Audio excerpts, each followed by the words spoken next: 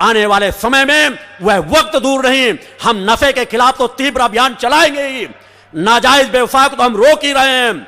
आने वाला वो समय होगा कि इस देश को पूर्णतः नफे और मांस से मुक्त कराना है। कैसे राजनेता हैं, देश को ठेके राजस्व मिल रहा है, एक एक जिले से 50-50, 60-60 करोड़ लूट रहे हैं। आपके बच्चों को शराबी बनाने के लिए, आपके पतियों को शराबी बनाने के लिए शराब की ठेके की दुकानें प्रशासन द्वारा चलाया जाता है। ऐसे राजनेता यदि नीति बनाते हैं तो देश के हितैषी नहीं बल्कि देश के गद्दार हैं। हमारे देश के युवाओं को जगह जगह ठेके खोल करके शराब पिलाई जाए। अरे मैं कह रहा हूं कि राजस्व की कमी नहीं, ईमानदारी से अपना कार्य करो।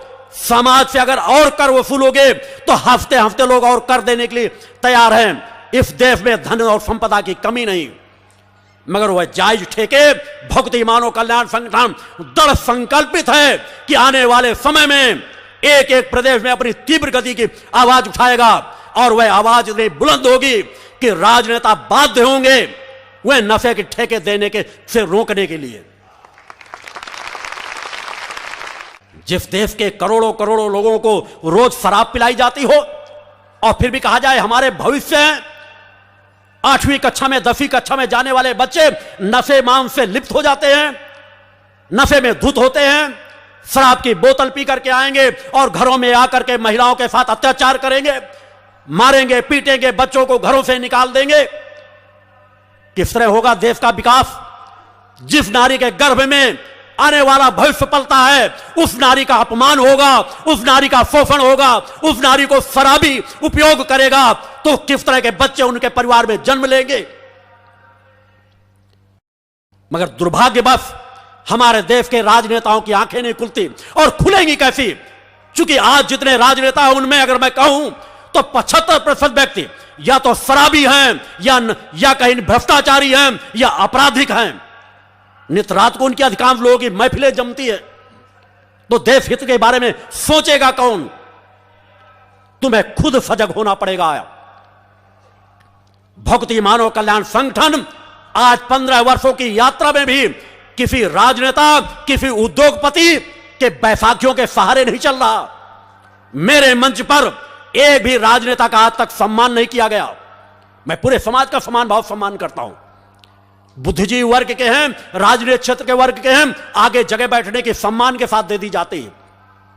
आह्वान करता हूं कि आओ, अगर तुम वास्तव में सच्चाई ईमानदारी के रास्ते में चल रहे हो तो भक्ति मानव कल्याण संगठन आपका स्वागत करता है, और यदि तुम अनित अन्याय अधर्म के रास्ते में चल रहे हो तो मेरा भक्ति मानव कल्याण संगठन तुम्हारे कभी लंबी उम्र की कामना नहीं करता। अनेकों साधु संत सन्यासियों को देखोगे कि भ्रष्टाचारी से भ्रष्टाचारी व्यक्ति को अपने मंच में बुलाएंगे और कहेंगे दीर्घायु हो, लंबी आयु हो, लंबी उम्र हो।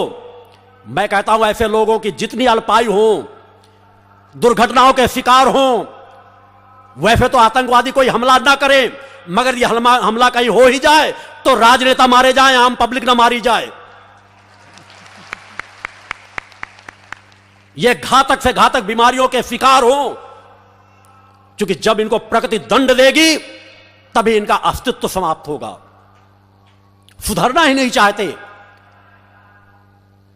अपार संपदा भरते चले जा रहे हैं।